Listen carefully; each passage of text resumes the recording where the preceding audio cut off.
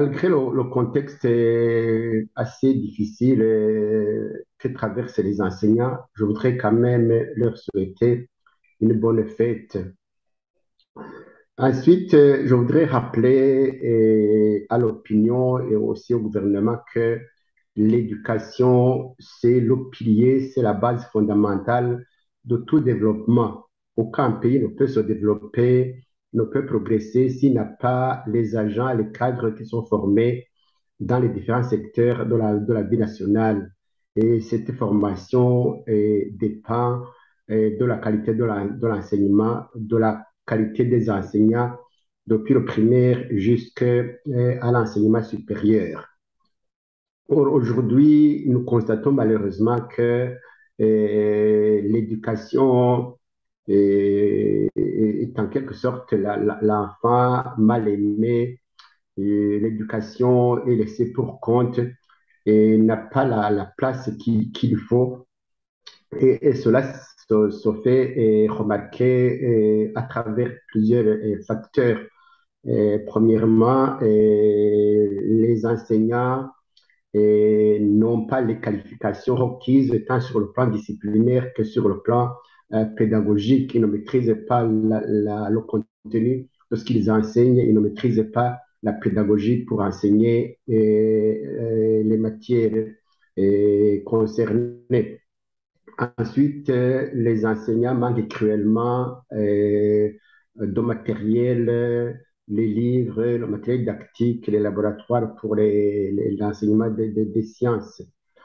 Ensuite, ils sont confrontés à des effectifs pléthoriques. Quand vous avez 100 élèves dans une classe, il est très difficile de les suivre et de les encadrer correctement. Ensuite, ils vivent dans des conditions assez misérables.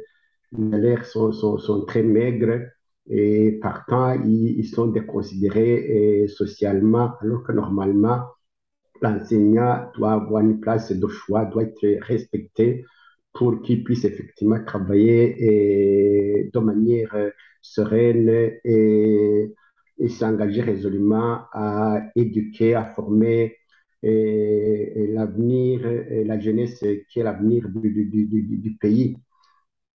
Et tout cela fait que la qualité de l'éducation et de la formation, ça ressent à tous les niveaux.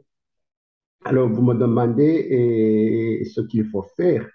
Je pense qu'il est important que le gouvernement comprenne que l'éducation, c'est la base de tout. Oui, j'allais dire que tout est politique. Si la politique s'immiscer dans l'éducation pour justement donner les bonnes orientations, ce serait l'idéal. Malheureusement, aujourd'hui, nous constatons que la politisation de l'éducation a des effets pervers énormes. D'abord, au niveau du recrutement des enseignants, on ne tient pas compte de la qualité et des performances des candidats à l'enseignement et c'est à tous les niveaux. Ensuite, dans la nomination même des directeurs d'école ou des inspecteurs ou des responsables au plus haut niveau, les chefs de département, les directeurs généraux, c'est la même politisation. C'est d'abord le militantisme qui est mis en avant.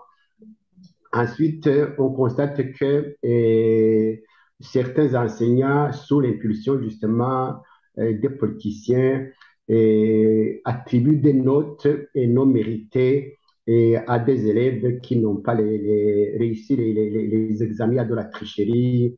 On fait avancer des élèves qui n'ont pas réussi parce qu'ils sont militants du CNDD, parce que ce sont des imbonerakure. On les distrait même en organisant des formations politiques après les cours, même pendant les cours. On voit par exemple que quand il y a une autorité politique qui se déplace, on arrête les enseignements et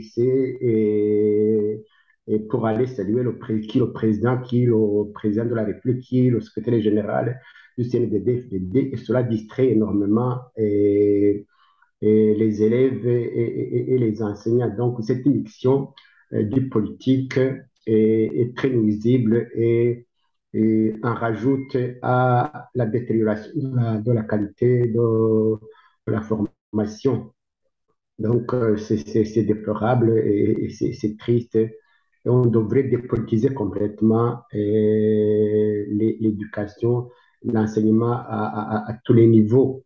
Même au niveau de la gestion, on devrait être rigoureux, faire une inspection de tous les établissements secondaires pour que les mauvais gestionnaires soient licenciés, remplacés par de bons gestionnaires.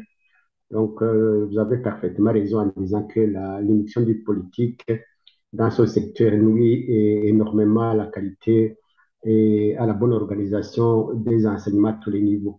Je voudrais interpeller de tout mon cœur et vivement les hommes politiques depuis le sommet de l'État jusqu'au niveau des établissements, des directions, pour que les uns et les autres comprennent que l'éducation, c'est la base, c'est le pilier. Il n'y a pas de développement sans une bonne éducation.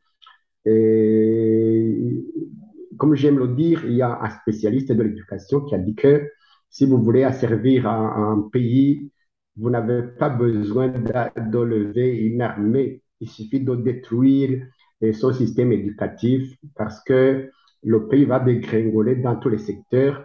Les gens vont mourir dans les hôpitaux, les dispensaires, dans les mains des médecins, des infirmiers incompétents. Les routes, les ponts, les maisons, les buildings vont s'effondrer parce que construits par des ingénieurs incompétents. La justice ne sera pas équitable parce que les juges ne diront pas le droit. Et bref, dans un tel contexte, le pays sera en ruine et vous pourrez la servir comme vous voulez. Donc, les dirigeants du Burundi, les membres du CNDD-FDD, devraient comprendre que sans une bonne éducation, ils sont en train de couler le pays, ils sont en train il n'y a pas d'avenir pour les jeunes, il n'y a pas d'avenir pour le pays, il n'y aura pas de développement s'il n'y a pas une bonne éducation, si les enseignants ne sont pas considérés, si les enseignants n'ont pas le matériel qu'il faut, le matériel didactique, si les élèves, les étudiants n'étudient pas dans des conditions minimalement acceptables.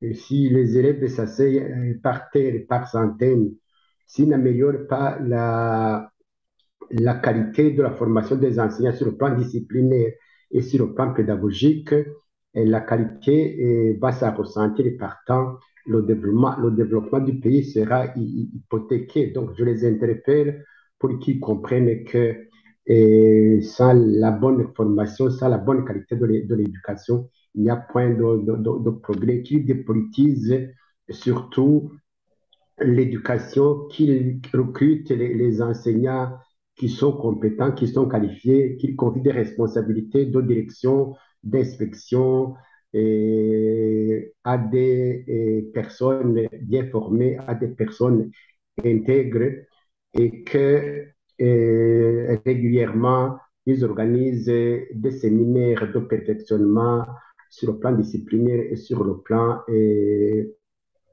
pédagogique et que régulièrement on tienne des états généraux qui puissent évaluer la qualité de l'éducation, de la formation et qu'on tienne compte des recommandations ici de ces états généraux parce qu'on constate que généralement c'est une grande messe où après rien n'est entrepris pour améliorer justement la qualité de la formation et tenir compte des doléances des uns et des autres. J'interpelle également les enseignants pour qu'ils puissent quand même garder courage et ne pas sombrer dans le désespoir et ne pas s'adonner à des comportements qui ne les honorent pas, les enseignants qui couchent avec leurs élèves, les enseignants qui attribuent des points à des gens, des élèves parce qu'ils sont militants du parti, cela ne les honore pas et cela n'améliore pas l'image de marque la considération qu'ils devraient avoir dans la société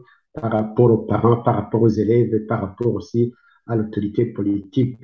J'interpelle également les parents pour qu'ils prennent conscience que l'avenir de leurs enfants est hypothéqué par cette mauvaise politique de l'éducation, cette politisation de l'éducation, et qu'ensemble, ils commencent à crier, à dire non à cette dérive du système éducatif burundais.